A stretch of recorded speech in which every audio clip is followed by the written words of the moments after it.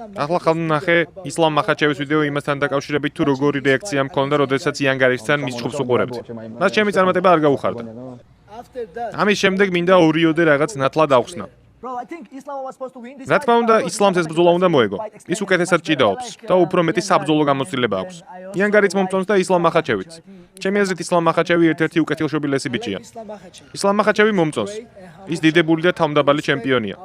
იმ თავდაუზოგავ შრომას, რომელსაც თავის კარიერაში დებს, ძალიან მოვაფასებ. მის მიმართ მხოლოდ და მხოლოდ პატივისცემას ვგრძნობ. პირადად შენ და შენ მიერ გაწეულ შრომას ვაფასებ. ბრძოლის შემდეგ მე ისლამს სოციალურ მედიაში მივილოცე. ისლამისა და შავკატის დაპირისპირება საინტერესო იქნებოდა.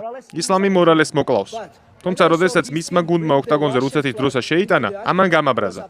მეგონა რომ ოქტაგონზე დროშის ატანის უფლება არ გქონდა. დროშის გამოყენების უფლებას მე არ მაძლევენ. ასეთი რეაქცია იმის გამო მქონდა, რომ პირველ რიგში UFC-ში ჩემ მიერ ჩატარებული 5 სატიტულო ბრძოლიდან საქართველოსა და ამერიკის დროშების გალიაში შეტანის უფლება არც ერთში არ მომცეს. ეს დროშა მსოფლიოში ყველგან აკრძალულია. კიდევ ერთი რაღაც მინდა ავხსნა. რუსები არ მძულს. მე რუსული პოლიტიკა და რუსეთის მთავრობა მეზიზღება. მე პრობლემები რუსეთის მთავრობასთან და მათ ქმედებებთან მაქვს და არა ჩვეულებრივ რუს ხალხთან. ეს ძალიან პირადული საკითხია. რუსეთს საქართველოს 20% აქვს ოკუპირებული და ჩემს ქართულ ხალხს რუსეთთან ომის, ოკუპაციისა და ტანჯვის ისტორია აკავშირებს. რუსეთი ასევე პასუხისმგებელია ჩეჩნეთში ჩადენილ სასტიკ ძალადობაზე და უკრაინაში ადამიანებს ახლაც კლავენ. რუსული მედია ყოველთვის პროვოკაციულ შეკითხვებს მისვამს, თუმცა ამ ვიდეოს ისინი გულწრფელად არასოდეს თარგმნიან და არც იმას აჩვენებენ თუ რას ვამბობ, რადგან ეს იმ ნარატივს არ შეესაბამება, რომლის შექმნაც მათ სურთ. სიმართლე ისაა, რომ რუსეთის მთავრობა დიქტატორული და კორუმპირებულია. რუსეთში სიტყვის თავისუფლება არ არსებობს და თუ იქ რაიმეს გააპროტესტებ, ციხეში აღმოჩნდები.